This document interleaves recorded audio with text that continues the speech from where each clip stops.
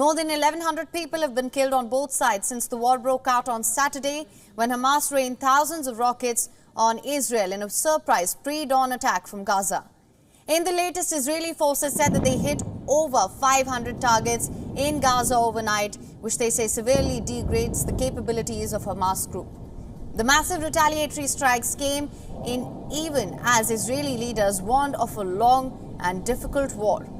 The Israeli military, it's also amassed 100,000 reserve troops near Gaza. The troops say that they will make sure that Hamas will not be able to govern the Gaza Strip, hinting at a possible full-blown invasion of the Gaza Strip.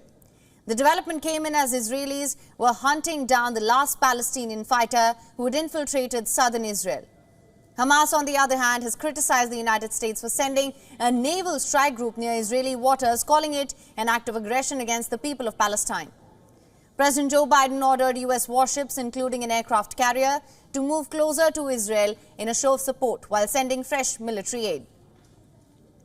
Israeli authorities have confirmed 700 deaths, including at least 260 bodies that have been recovered from a music festival site. On the other hand, Gaza officials reported at least 413 deaths.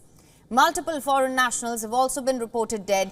10 Nepali students have been killed. The Thailand government says 12 of its citizens have been killed in Israel, along with citizens of France, Cambodia, Ukraine and the UK.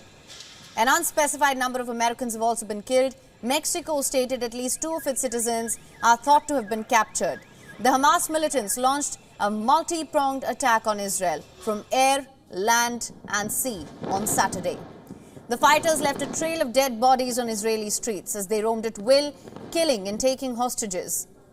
With an eye on bargains, over 100 Israelis have been taken hostage by the militants.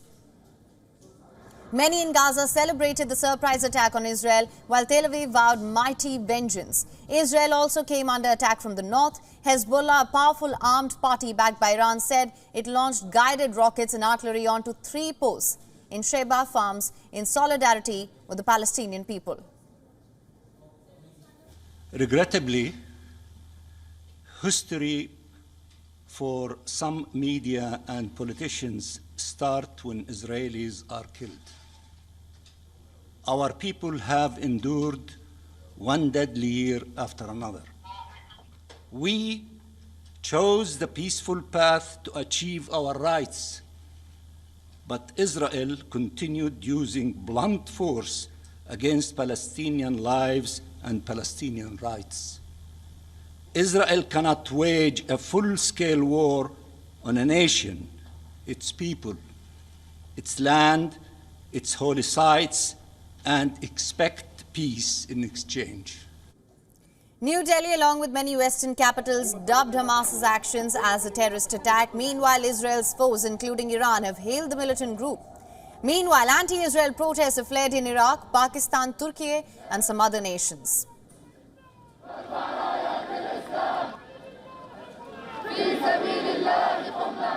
یک جلوه‌ای از مقاومت و ایستادگی در مقابل رژیم پوشالی صهیونیستی که حقیقتاً این پیروزی رو باید به مردم فلسطین، به مجاهدین فلسطینی، به همه گروه‌های فلسطینی و به امت اسلامی تبریک گفت. Now, the October 8th strike came half a century after the outbreak of the 1973 Yom Kippur War in Israel. Analysts are flagging intelligence gaps, which undermined what was thought to be an aggressive and successful led approach towards Gaza by Israel.